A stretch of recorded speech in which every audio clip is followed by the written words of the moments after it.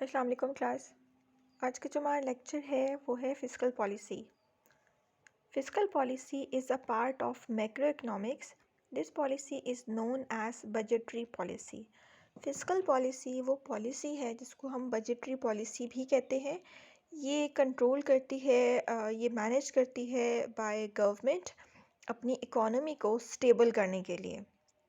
Canadian economist ने कहा था, when the government changes the level of taxation and government spending it influences aggregate demand and the level of economy या economic activity. Canadian economics कहती है कि जब भी कोई बैंक जो गवर्नमेंट है वो अपनी टैक्सेशन पॉलिसीज़ अगर चेंज करता है या अपने स्पेंडिंग्स और एक्सपेंडिचर्स अगर चेंज करता है, इसका मतलब है वो अपना आउटपुट लेवल को चेंज करना चाह रहा है। मतलब क्या है फिस्कल पॉलिसी, किसको स्टेट ट्रेजरी भी कहते हैं। Fiscal policy refers to policy concerning the use of state treasury और the government finance to achieve macro economic goals. मतलब कि क्यों फिस्कल पॉलिसी की ज़रूरत होती है अपनी प्लानिंग करने के लिए और अपने गोल्स को, इकोनॉमी के गोल्स को अचीव करने के लिए। Fiscal policy involves the decision that a government makes regarding collection of revenue through taxation and about spending that revenue। कि फ़िस्कल पॉलिसी में किस तरह से गवर्नमेंट स्पेंड करती है, अपना रेवेन्यू किस तरह से कलेक्ट करती है, वो लोगों से टैक्सेशन की मदद से अपने इनकम जनरेट करती है और उसको स्पेंड करती है डिफरेंट प्रोजेक्ट्स पे या डिफरेंट कंस्ट्रक्शन प्रोजेक्ट्स पे या डिफरेंट इकोनॉमी के सेक्टर्स को डेवलप करने के लिए। It is a sister strategy to monetary policy through which a central bank influences a nation's money supply। तो फिस्कल पॉलिसी को हम जो मॉनेटरी पॉलिसी की सिस्टर पॉलिसी भी कहते हैं। जिस तरह से मॉनेटरी पॉलिसी काम करती है उसी तरह से फिस्कल पॉलिसी भी काम करती है, लेकिन मॉनेटरी पॉलिसी में हम बात करते हैं कि जो डील करती है बैंक्स, स्टेट बैंक से, सेंट्रल बैंक से, और फिस्कल पॉलिसी जो है प्योरली उसको कंट्रोल कर रही होती है गवर्नमेंट, स्टेट। ऑब्जेक्टिव क्या है फिस्कल पॉलिसी का? Development by efficiency mobilisation of resources को एफिशिएंट यूज़ करना, reduction in inequalities of income and wealth, जो इनकम इनइक्वालिटीज़ हैं उनको भी रिड्यूस करना। मतलब एक तरह के एक स्केल पे एक स्केल ये एक एक्सपीरियंस के जो लोग होते हैं उनको उनकी इनकम में कोई जो है डिसइक्वालिटी ना हो, इनइक्वालिटी ना हो। Price stable and control of inflation, मतलब प्रोडक्ट्स की, गुड्स एंड सर्विसेज की प्राइसेस को स्टेबल करती है और इन्फ्लेशन, अगर इकोनॉमी में इन्फ्लेशन आ जाए तो उसको किस तरह से कंट्रोल करती है उसके अकॉर्डिंग भी पॉलिसीज़ बनाती है। एम्प्लॉयमेंट जनरेशन, मतलब कि ऐसी पॉलिसीज़ बनाना जो लोगों को रोज़गार का मौके देना। Reducing the deficit in the balance of payment, मतलब कि अगर खसारा है, हमारे रिजर्व्स में खसारा है तो उन खसारे को ओवरकम करना, उनको रिड्यूस करना, बैलेंस ऑफ पेमेंट को इक्वल करना। इंक्रीजिंग नेशनल इनकम, अपने एक आउटपुट को, पूरा आउटपुट उसको इंक्रीज़ करना, इकोनॉमी की जीडीपी बढ़ाना। ये सारे ऑब्जेक्टिव फिस्कल पॉलिसी के। और लास्ट है डेवलपमेंट ऑफ इंफ्रास्ट्रक्चर, कि इकोनॉमी के कंस्ट्रक्शन प्रोजेक्ट्स पे काम करना, उनको इन्हेंस करना, इकोनॉमिक एक्टिविटीज़ को बढ़ाना। ये सारे पॉइंट्स हैं बच्चों, objective of fiscal policy. In 7 points को मैंने सिर्फ वर्बली एक्सप्लेन किया है, आपने इनको डिटेल से इनको लिखना है। उसके बाद आ जाता है instruments of fiscal policy. Fiscal policy के इंस्ट्रूमेंट्स क्या हैं? फर्स्ट इंस्ट्रूमेंट जो है उसको हम कह सकते हैं बजट। सेकंड जो है हम उसको कह सकते हैं taxation. Public expenditure in public debt, मतलब कि बजट डिपेंड किस पे कर रही है, किस तरह से काम करी फिस्कल पॉलिसी। बजट कंट्रोल करती है, बजट पेश करती है, हर साल हम देख सकते हैं जून जुलाई में बजट पेश होता है, वो फिस्कल पॉलिसी का काम है, मींस गवर्नमेंट कंट्रोल कर रही होती है।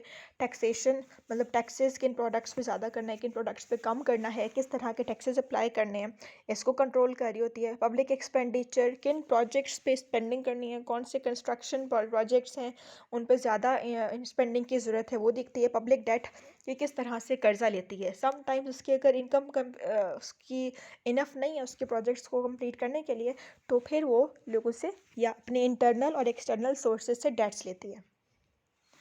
अब इन्हीं पॉइंट्स को डिटेल से एक्सप्लेन किया गया है। बजट कि हम कहते हैं कि एक स्पेसिफिक फ्यूचर पीरियड के लिए हम हर प्रोडक्ट्स की प्राइसेस को स्टेट कर देते हैं, हर प्रोडक्ट की प्राइसेस को हम बता देते हैं कि जो गवर्नमेंट है उस सारे प्रोडक्ट्स की प्राइसेस को एक मंथ में बता देती है कि फ़लाँ प्रोडक्ट की क्या प्राइस होनी चाहिए, फ़लाँ प्रोडक्ट की क्या प्राइस होनी चाहिए। या उसके अलावा बजट को हम एनुअल फाइनेंशियल स्टेटमेंट भी कह सकते हैं। टैक्सेशन हमने बात कर ली, डायरेक्ट और इनडायरेक्ट टैक्स, किस तरह के टैक्सेस अप्लाई होने चाहिए, किस तरह के लोगों के लिए, किस तरह की इकोनॉमी के लिए किस तरह से टैक्सेस होने चाहिए। वो टैक्सेशन इनडायरेक्ट भी हो सकते हैं और इनडायरेक्ट भी हो सकते हैं। डायरेक्ट टैक्सेस वो टैक्सेस होते हैं जिनका इनिशियल और फाइनल बर्डन हम किसी और पे शिफ्ट नहीं कर सकते, वो हमें हर हालत में देने हैं, चाहे इनकम टैक्स की सेंस में दे रहे हैं, प्रॉपर्टी जो अगर हमारे पास है उस पर जो टैक्स पे कर रहे हैं। और इनडायरेक्ट टैक्स वो टैक्स है जिसका इनिशियल और फाइनल बर्डन हम किसी और पे शिफ्ट कर सकते हैं।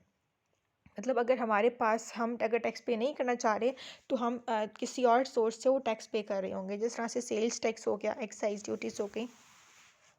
पब्लिक एक्सपेंडिचर के गवर्नमेंट को स्टेट को किन चीज़ों पे स्पेंडिंग करनी चाहिए। सबसे पहले उसको देखना चाहिए कि जो भी उसने रेवेन्यू कलेक्ट किया वो कहाँ कहाँ स्पेंड करेगी। कंस्ट्रक्शन प्रोजेक्ट्स पे स्पेंड करेगी, या जो एम्प्लॉयज़ इसके अंडर काम कर रहे होंगे उनको इनकम देगी, रिटायर्ड पर्सन को पेंशन्स देगी, मिलिट्री इक्विपमेंट्स के लिए काम करेगी। एक्सपेंडिचर का मतलब है कहाँ पे खर्च करी, अपनी इनकम जिसने अर्न किया विद टैक्सेस उसको कहाँ पे स्पेंड कर रही है। इसको पब्लिक एक्सपेंडिचर्स भी कहा जा सकता है, इसको पब्लिक स्पेंडिंग भी कहा जा सकता है। उसके बाद पब्लिक डेट आ जाता है। पब्लिक डेट भी दो कैटेगरीज में हमने कहा कि इसको डिफाइन कर सकते हो। एक इंटरनल डेट्स हो सकते हैं, एक एक्सटर्नल डेट्स हो सकते हैं। इंटरनल डेट्स मीन्स अपने ही लोगों से लोन लेना। Borrowing from public means of treasury bills and government bonds. Bonds के ज़रिए आप लोगों से पैसा ले सकते हो, मतलब बॉन्ड्स इशू करके, ट्रेजरी बिल्स वगैरह इशू करके आप लोगों से इस तरह से पैसा ले सकते हो, लोन ले सकते हो। या उसके अलावा हम कह सकते हैं कि सेंट्रल बैंक से लोन लिया जा सकता है। और एक्सटर्नल बोरोइंग दूसरा हमारा केस है, इसमें होता है कि बाहर से दूसरे कंट्री से फॉरेन इन्वेस्टमेंट करके हम मार्केट दूसरे कंट्रीज़ की से बोरो कर रहे हैं, या आईएमएफ से बोरो कर रहे हैं, मतलब दूसरे एक्सटर्नल सोर्सेज से हम अगर बोरो कर रहे हैं तो हमारा एक्सटर्नल डेट हो जाएगा। फिर आ जाती है हमारी टाइप्स ऑफ फिस्कल पॉलिसी। ये होती है एक डिस्क्रिशनरी, एक नॉन डिस्क्रिशनरी। हमने सिर्फ फोकस करना है डिस्क्रिशनरी पॉलिसी पे। डिस्क्रिशनरी पॉलिसी क्या बताती है? रिसेशन को कंट्रोल करती है, रिसेशन को क्योर करती है, इंक्रीज गवर्नमेंट एक्सपेंडिचर्स करती है, रिडक्शन को टैक्सेस कर रिडक्शन टैक्सेस में जो है वो रिडक्शन करती है, इन्फ्लेशन को कंट्रोल करती है। यहाँ पे हम बात करें ना, जो डिस्क्रिशनरी फिस्कल पॉलिसी ये दो तरह की होती है। एक होती है एक्सपेंशनरी फिस्कल पॉलिसी, एक होती है contractionary fiscal policy. Expansionary fiscal policy जब हम इकोनॉमी को एक्सपेंड करना चाहते हैं, तो इकोनॉमी को एक्सपेंड करने के लिए किन चीज़ों को देखेंगे? इकोनॉमी को एक्सपेंड करना चाहते हैं, अपनी इकोनॉमिक एक्टिविटीज़ बढ़ाना चाहते हैं, तो इसमें हम क्या करेंगे? हम टैक्सेस कम करेंगे, लोगों पे कम टैक्सेस करेंगे ताकि लोग ज़्यादा से ज़्यादा स्पेंडिंग करें। तो जो स्टेट है वो खुद भी ज़्यादा स्पेंडिंग करती है, खुद भी ज़्यादा एक्सपेंडिचर्स करती है। इसी तरह से अगर हम बात करते हैं कॉन्ट्रैक्शनरी फिस्कल पॉलिसी, जब इकोनॉमिक एक्टिविटीज़ को कॉन्ट्रैक्ट करना चाहती है, रिड्यूस करना चाहती है, ओवरकम करना चाहती है, तो लोगों पे टैक्सेस बढ़ा देती है ताकि लोग ज़्यादा स्पेंड ना करें और अपनी जो इन्फ्लेशन को कंट्रोल कर रही होती है। ये कौन जो देखें, जब लोगों पे टैक्सेस ज़्यादा करेगी तो एक तरह की इन्फ्लेशन को भी कंट्रोल कर रही है ताकि पैसा ज़्यादा इकोनॉमी में सर्कुलेट ना हो। तो इस तरह के पॉइंट्स हैं क्लास, इनको देख लीजिएगा। हम काफ़ी बार इसको क्लास में भी डिस्कस कर चुके हैं, इस टॉपिक को, फिस्कल और मॉनेटरी पॉलिसी को। किसी स्टूडेंट को अगर इनमें कोई फिर भी कोई प्रॉब्लम है तो वो पूछ सकते हैं।